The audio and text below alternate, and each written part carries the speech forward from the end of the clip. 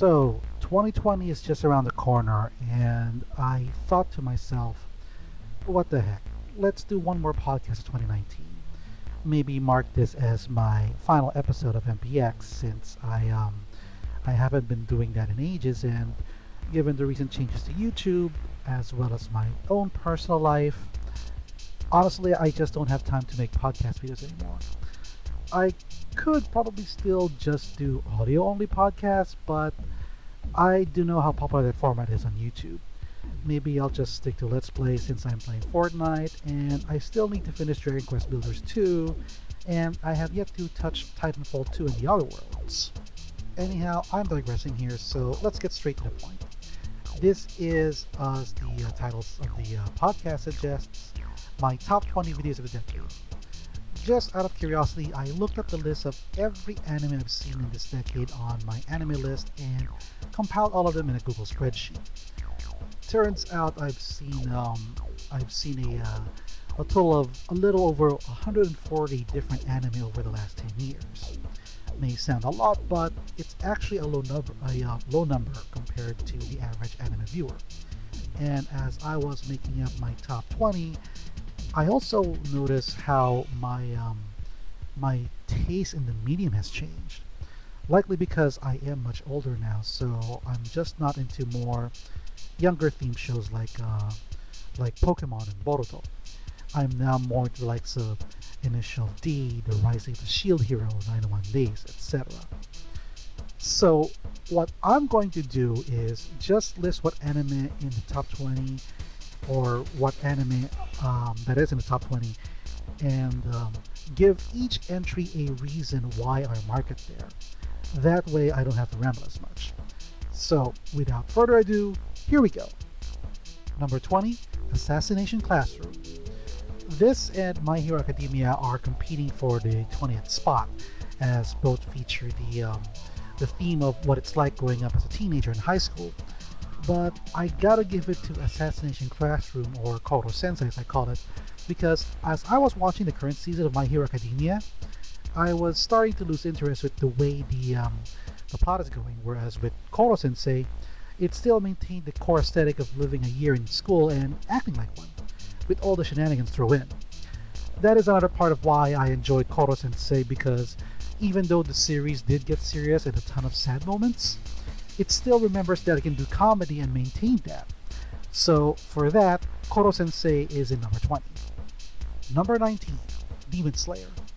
I remember when I first saw Demon Slayer that I wasn't really into it, but after Tanjiro begins his mission and teaming up with Zenitsu and Inosuke, I began to enjoy the series.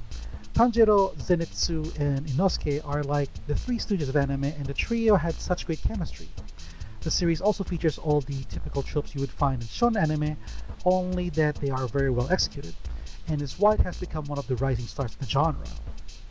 Number 18, The Promised Neverland.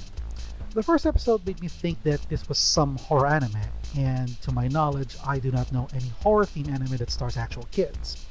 But it's more of a suspense thriller, as the entire first season had these kids carefully plotting their escape. If you ever watched the series Prison Break, this is pretty much what The Promised Neverland is. I love these kinds of storytelling, and is why I placed the original Legend of the Galactic Heroes as one of my all-time favorites. Looking forward to how the next season turns out in 2020. Number 17, One Punch Man. The 2010s is a decade where we see a number of superhero-themed anime. One Punch Man is not just a superhero-themed series, it's also a subversion of that along with the shonen genre.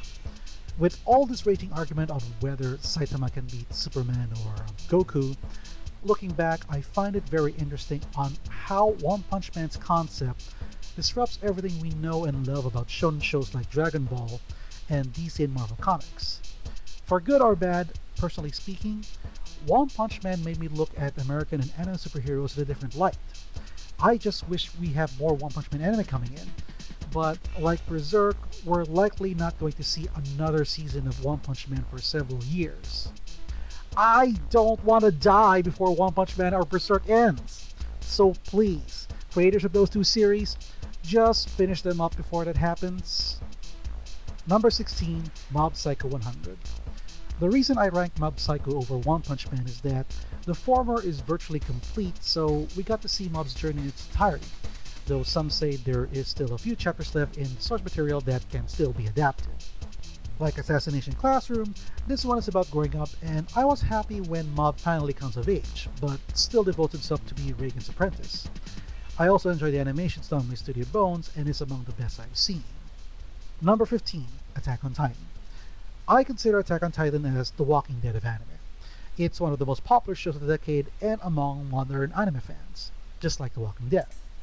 It also has a ton of content across several media platforms, be it comics, TV, games, etc., just like The Walking Dead. It's also running for a number of years now, just like The Walking Dead. And as the series goes on, I'm starting to lose interest in it, just like The Walking Dead. That's why, as much as I love Attack on Titan, it's not my top pick. Number 14, Dr. Stone.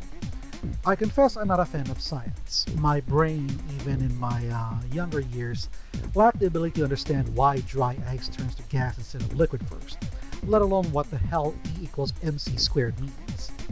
But Dr. Stone manages to explain science in a way the average viewer understands it. While it may not be completely accurate, at least it's very entertaining. Also, I find the supporting cast as memorable and contribute a lot to the show that they don't feel totally left out. Something I don't see in a lot of anime with a huge cast. This has been among my favorites of 2019.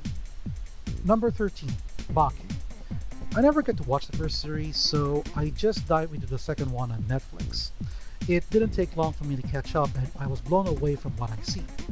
What immediately popped into my mind is that when I see these brutal fights this is probably what Dragon Ball would have been if Toriyama ditched power scaling early on. I would dare say it would make Dragon Ball even better if the fights are more grounded like Baki. It is among the few that would be considered, quote unquote, a man's anime, so to speak, and it shows. The very aesthetic of Baki differs even the likes of Dragon Ball Super. Hell, the fights in Baki are just better than whatever Dragon Ball Super turns out, to be honest. Number 12, Inferno Cup. I remember watching this series entirely on YouTube with my nephew, and we were both laughing our asses off. Inferno Cup is this weird series that should be airing on Adult Swim or Comedy Central, because everything that happens there is just downright insane and funny. I'm just surprised I never got those spots. This is also my first exposure to Studio Trigger before their more famous works like Gurren Lagann.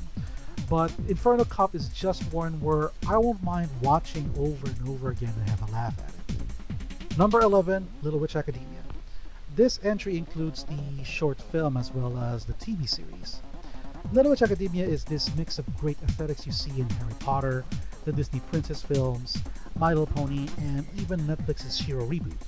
What comes out is this series that is so charming and heartwarming that I gave them perfect scores when I reviewed them in my podcasts. It is also the only entry in my top 20 that is for the younger audience.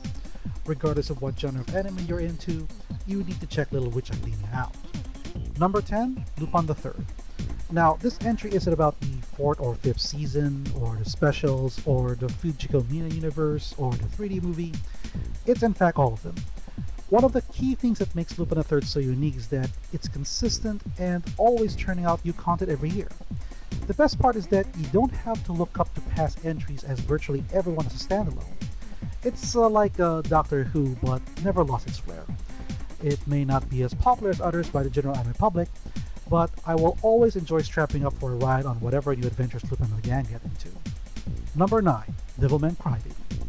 If there is one anime I will spread the gospel about, it's Devilman, mainly because of its historical value and its major contribution to the anime industry, and how much underrated it is compared to others. Whether it's Sailor Moon or Evangelion or Spawn, most of what you enjoy in media are in some way greatly influenced by Devilman. Devilman is also known for its social commentary that most tend to overlook because of the amount of horror in the series that you either love or hate.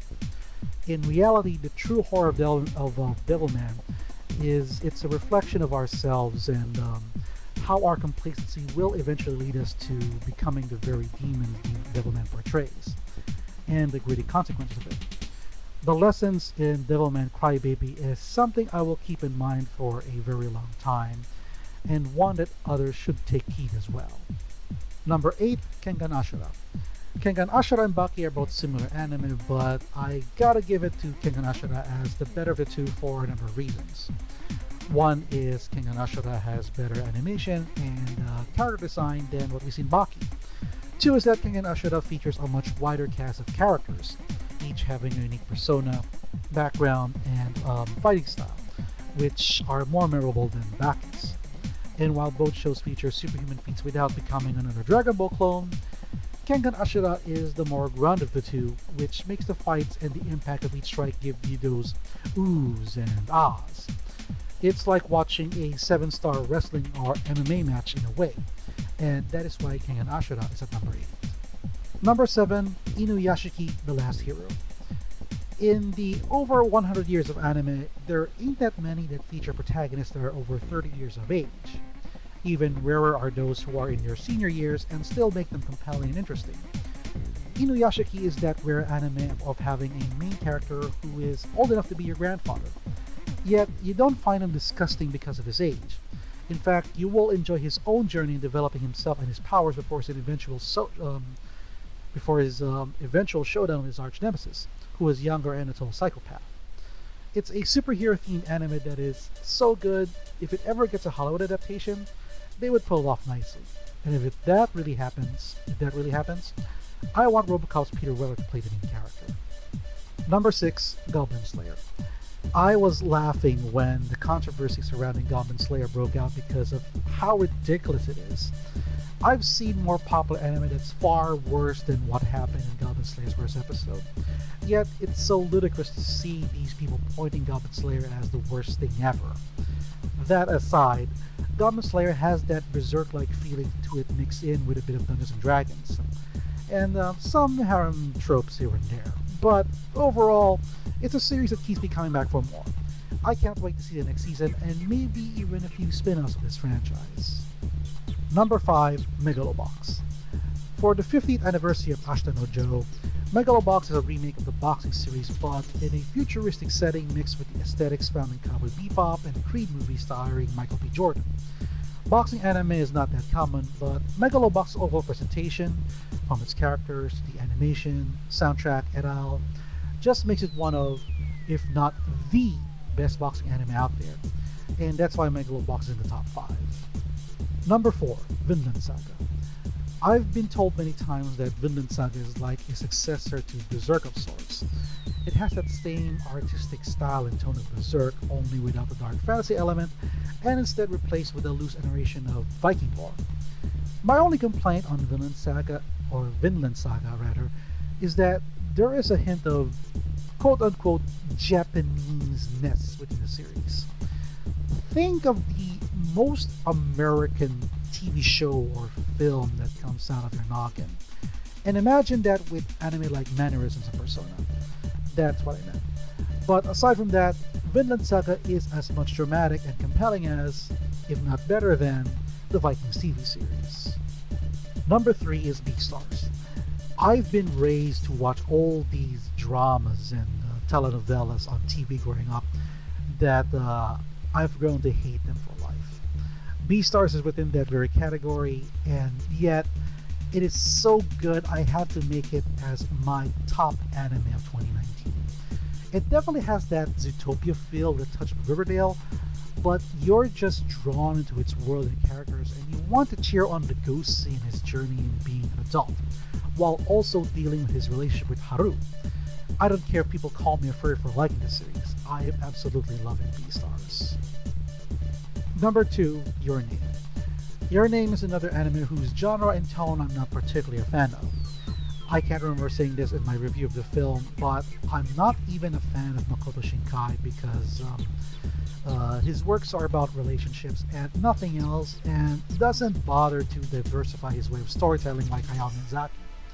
Nevertheless, this movie gave me such feels, and it is the way I see it, the Titanic of anime and a true classic in the modern world. As great as that though, it's only number 2. Number 1, JoJo's Bizarre Adventure. If there is one word I would describe JoJo's Bizarre Adventure, it's art. Each incarnation of the JoJo series is like watching a art exhibit from the Renaissance era moving across time to the modern age. Creator Hirohiro Araki has such a unique taste in the arts, be it paintings, novels, movies, TV, music, etc., and heavily incorporates them into his story and characters. And although each incarnation is connected, they can all be seen as standalone entries, and you will enjoy the ride with its mix of action, adventure, horror, comedy, tragedy, you name it. And whenever the To Be Continued logo comes out along with the next popular ending theme, you would be so pissed you want more. This has been constant throughout the entire JoJo franchise, and it's part of what makes JoJo one of the best modern anime out there, and why it is my pick as the best anime of the 2010s. So there you have it, my top 20 anime of the decade. While I could do another one for cartoons, but there really isn't that much for me to pick upon throughout the 2010s, and of all that I've seen, there's just one that sits on the top, and that is Regular Show, bar none.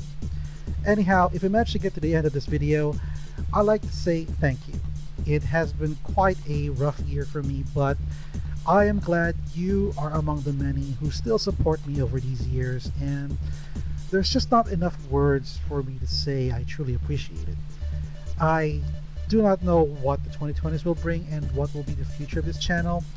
All I know is that change is just around the corner, and I'll just have to see what to do with it. In any case, hope you had a great 2019, hope you had a great 2010, or 2010s rather, and I wish nothing but the best for you all in the 2020s. Thank you so much for watching, and you all have a very good day.